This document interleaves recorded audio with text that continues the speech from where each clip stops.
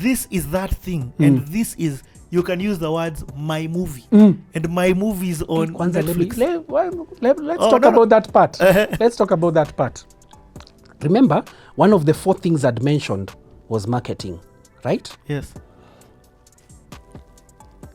For a long time, and I have to say this on camera, for a long time, I kinda despised Mugambi. Zinga. Yes. Mugash. Yes. Because Mugash came to me and asked me, Fakii, why have you put in the artworks a Fakii Liwali film? You're not the director, you're not the writer. Yani, I was like, yani, after all I've gone through, someone can ask me that. It's only later I came to realize that there was a whole lot of people in the film industry asking that, but Mugash brought it to me like he it's a difference. Yes. Because he actually asked me, instead of discussing it, he asked me. And I explained it to him. And we had an argument, by the way. We really argued about it because I was telling him, first, Google the definition of a filmmaker. And I don't want to go to that length of saying, like you've said even yourself, it's my movie. So when I write a Fakii Liwali film, it's exactly that. But a filmmaker puts together the pieces that bring this project. But I was not doing it for clout. Yes. I was actually doing it for marketing. Let me explain to you. So, there's a day I did an experiment. I met an actor, and just out of respect, I won't say his name. I met an actor, and we were having a discussion. So this was after 46 came out.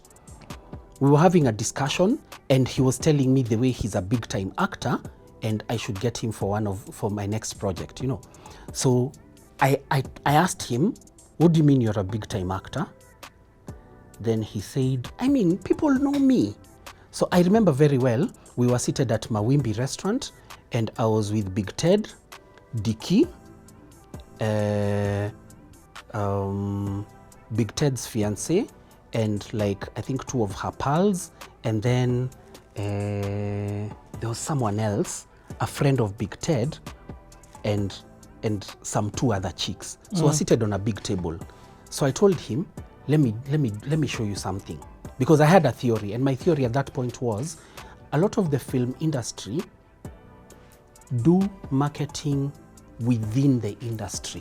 So outside of the industry, they're not really, them and their projects are not really as big. That was my theory. Again, disclaimer. You can say I'm wrong, but that's my theory. Now, I asked all those people on that table, like if they knew this guy. Only Big Ted knew this guy. So I told him, you see, if these were people in the industry, they would have all known you. But outside the industry, they don't. So back to a Fakii Liwali film, I've been vindicated over and over because a lot of people have told me that they watched because they wondered, what's Fakii doing there? Because now I'd made a name in music and entertainment and in corporate circles. And so now when they see it in film and it's me posting or it's Betty Chalo posting, then what's Fakii doing here? You know, and also a Fakii Liwali film will make Richie post that poster as opposed to another name that he doesn't know. I get it. Do you full get sense? That's why I watched it. Exactly. That's why I watched it, because Fakii was involved, and I know Fakii.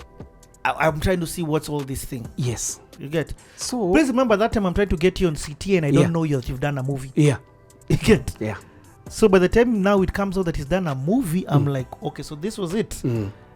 What? Yeah. But I already wanted to get you on CTA before that. Yes. Yeah. But when I say Richie, I just mean every other part. There are so many other people who then got to watch it or had an interest in it because they were like, what's Fakii doing here? You know? I get it. So curiosity and all that. So for me, that was marketing. Okay, I get it. For me, that was marketing. Me, I'm on the other hand. Me, I'm talking about it from an entrepreneurship perspective. It is your movie. You're the one who, when the bills were not being paid, when the revenue came from, and I'm hoping we'll go there, from Netflix, when the buck stops with you. You get what I mean? So when I'm saying it is your film, I want you to acknowledge it. Not from a marketing perspective. Don't be fooled. This is my film. And unapologetically, you are the one who's toiled. If you at any moment of time decided to stop, this whole thing would have stopped. If the lead actor decided to drop out, imagine this thing would have continued. If Edu decided to stop editing, imagine this thing would have continued. The only person who would have made this thing stop is you. Hence why I've come to say it is your movie first, and then now everybody else's movie. I don't be embarrassed to own that thing. I received a lot of heat for that. So anyway, so on that Friday when it went live on Netflix, I did my thing. Now sending out messages to say now the movie is out. Then of course now reading and seeing posts by other people, reposting them saying congratulations, or they're watching, or they'll watch, just pushing marketing as much as possible. And then of course again, as the hours go, we start with guys of UK, US, nice. All that. You're doing your marketing, your mail. Because you see, the thing is this. And this is an assumption because this is not information that is put out publicly, but it's something that you can safely assume. Netflix, from where they sit, they see the back end, so they'll see the numbers. Yep. The more numbers I have, see, it makes a conversation with them next time easier. So that's what we're hoping for. And as Tosh told you, any foot in the door. Yeah. But so make it count. Push. Yeah. So now it's push to make as many people as possible watch the film. And then you watch people. Then what happens after that is the film becomes number one. I'm not even going to concentrate on the hater and the negative comments, because of course they are there. Yeah, moving in it's really go down. Yeah, those ones were there. Yeah. But I realized, and it's something again also Tosh taught me. Art is subjective, so it's how you see it, and it's how you receive it. You might be receiving it, you might be watching it the first time when you're having a bad day. Ama umetoka Twitter and it has influenced you. So like let me give you like just one scenario where we tried to do something and we were hoping for a certain scenario, but it didn't work out exactly that way, and it landed us in a bit of trouble. So when we were doing the edit, the prison van coming into the forest, so that we keep the number hidden, we put in another number, like another number just for the film. Yes. So as we were shooting, so of course now you're shooting different takes. Yes. So in one of the takes, the number plate fell off. So we had a piece of footage where the van comes in and the number plate is off. But we still had footage that would have sufficed with that number plate on. Yes. But on purpose during edit we said, let the van come in with that number plate we fixed, then cut and then go back to it. Now the number plate is off. If you Google, and I'm challenging anyone, just go to Google and write intentional mistakes in films. You'll see a whole number of pages where that is discussed, and it's a marketing ploy, because what it does is it makes people discuss. Yes. Because now people discuss, there's actually a YouTube channel that I used to watch about that. But sasa huku tulichapwa. You guys, you're so careless.